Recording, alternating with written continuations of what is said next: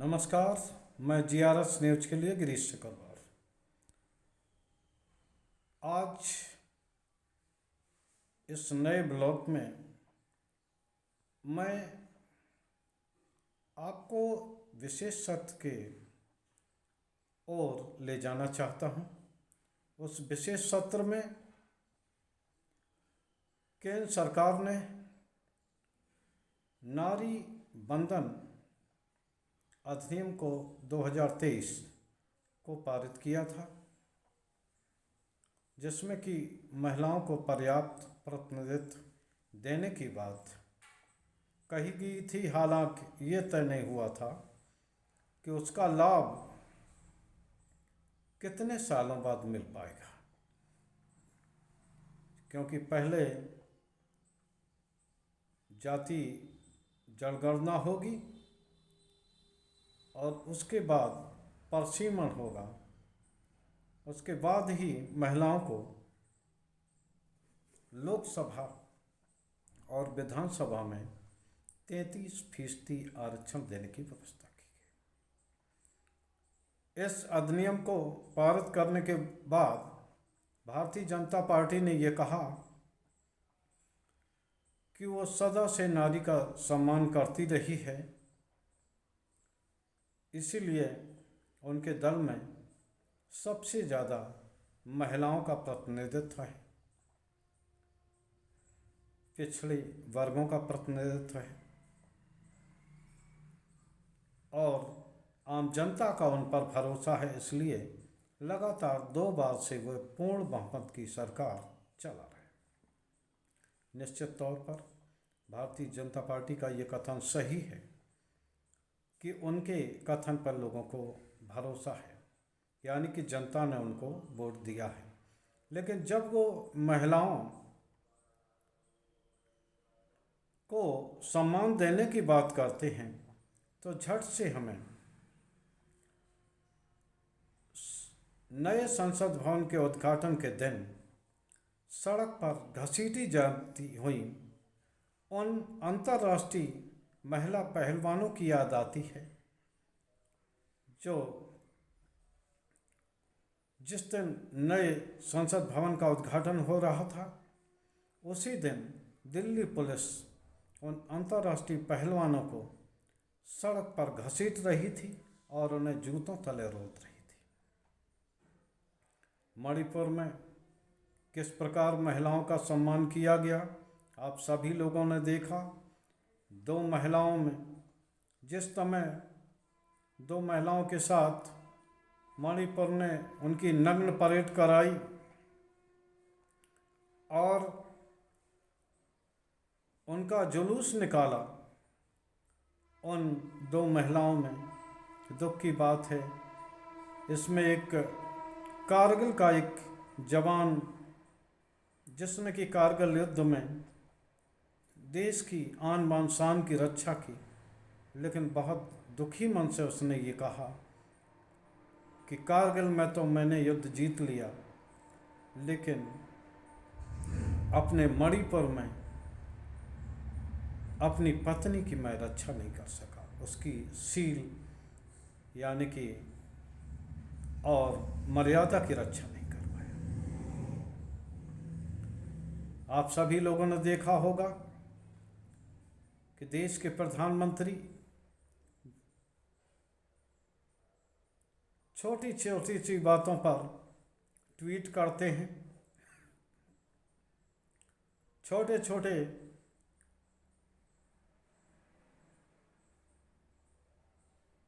कार्यों को इस प्रकार प्रस्तुत करते हैं, ऐसा नरेटिव करने का प्रयास करते हैं कि भारतीय जनता पार्टी या इसी सरकार के ज़माने में ऐसा हो रहा।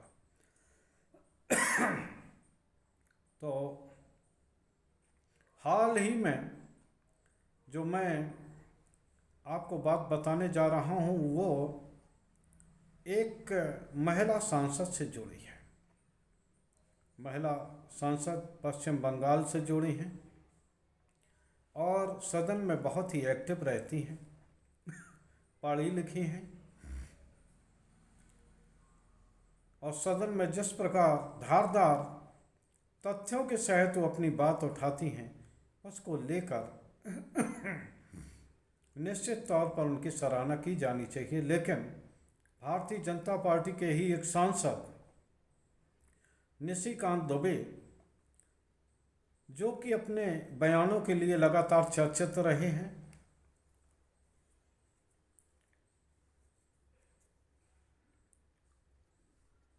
देश के गरीबों को दिए गए खाद्यान्न के ऊपर भी उन्होंने एक सदन में बयान दिया था कि हम फ्री फंड का दे रहे हैं। खैर, उन्हीं निशिकांत दुबे ने पश्चिम बंगाल की सांसद मोत्रा पर ये आरोप लगाया कि उन्होंने अडानी समूह को टारगेट करने के लिए उनके व्यावसायिक कॉम्पिटिटर हीरालाल से पैसे और उपहार लिए, लिहाजा इसकी जांच की जाना चाहिए और उनकी सदस्यता जानी चाहिए। ऐसा पत्र उन्होंने लोकसभा अध्यक्ष को लिखा। आप सभी लोग जानते हैं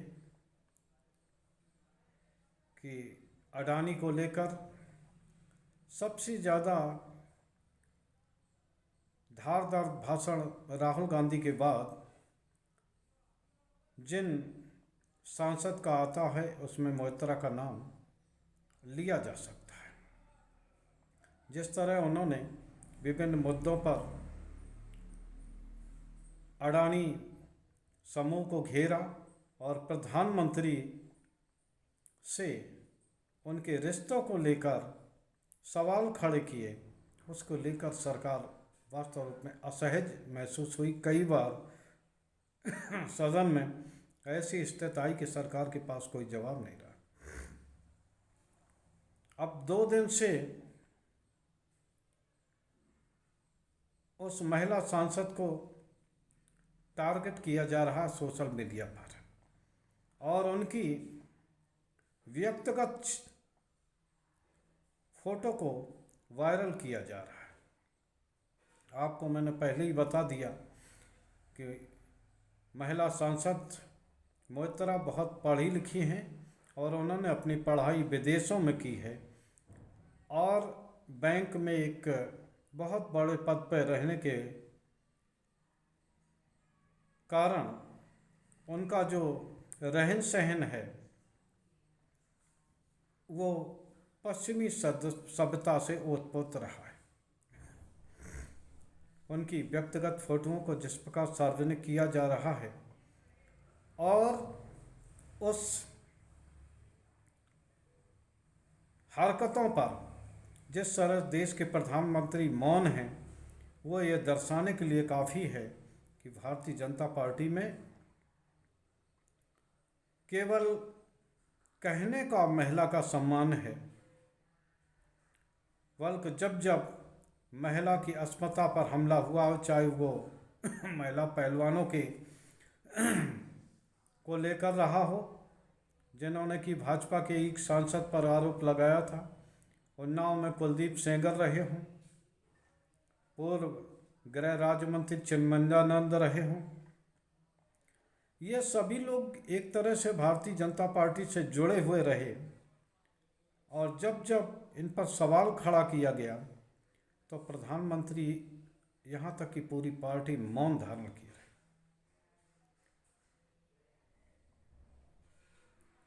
सांसद का सदन में क्या रोल है और इसके बाद वो अपने व्यक्तिगत जीवन में, अपने पारिवारिक जीवन में किस प्रकार रहती हैं, अगर उनके बिना जानकारी से अगर कोई उनके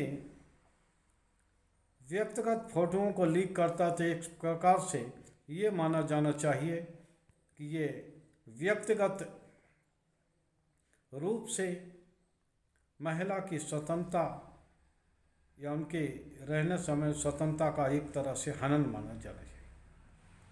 कल माननीय न्यायालय ने भी एक व्यवस्था दी थी कि अगर खुद की पत्नी के भी बिना जानकारी के अगर उसके कॉल को आप रिकॉर्ड करते हैं तो निश्चित तौर पर ये गलत है और महिला की स्वतंत्रता से के लिए ये खतरनाक है और महिला की स्वतंत्रता इससे प्रभावित होती है। तो जिस प्रकार सांसद महुआ मोइत्रा की व्यक्तिगत फोटोओं को वायरल किया जा रहा है, होना तो ये चाहिए उन सभी को कानून के कटघरे में खड़ा किया जाए। लेकिन जिस तरह से सत्ता दल का एक सांसद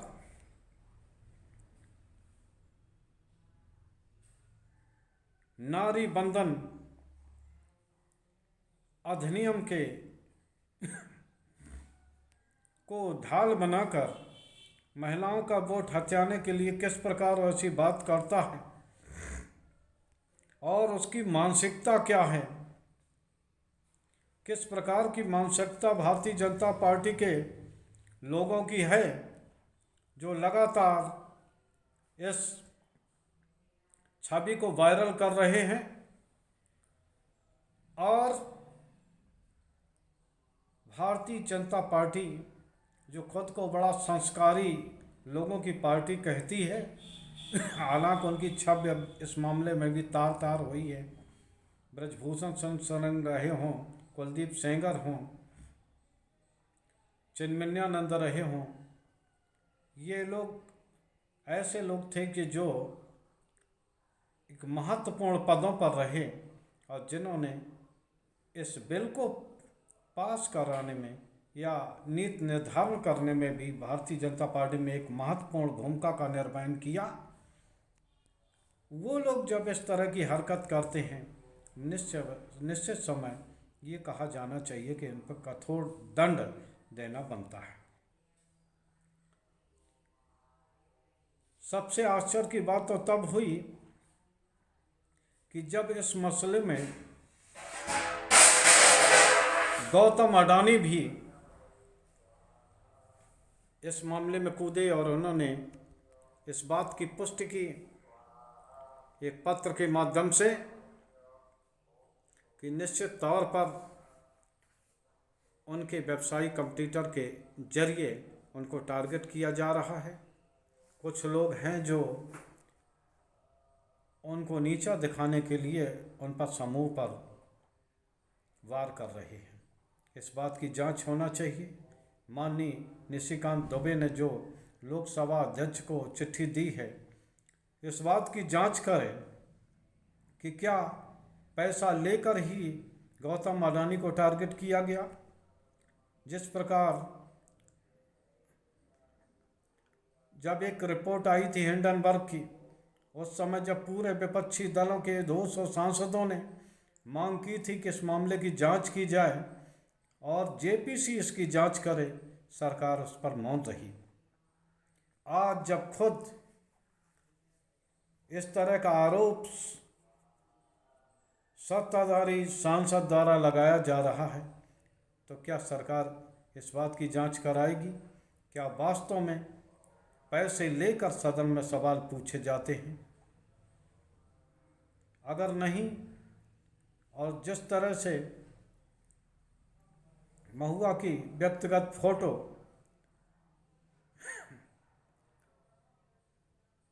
सोशल मीडिया पर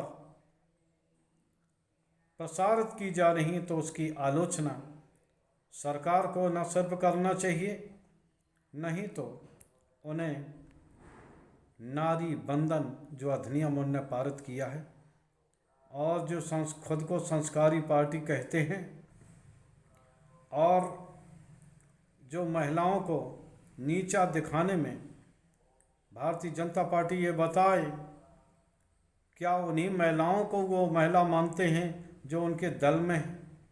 विपक्षी दलों के सांसदों को क्या वो हिंदू या महिला नहीं मानते?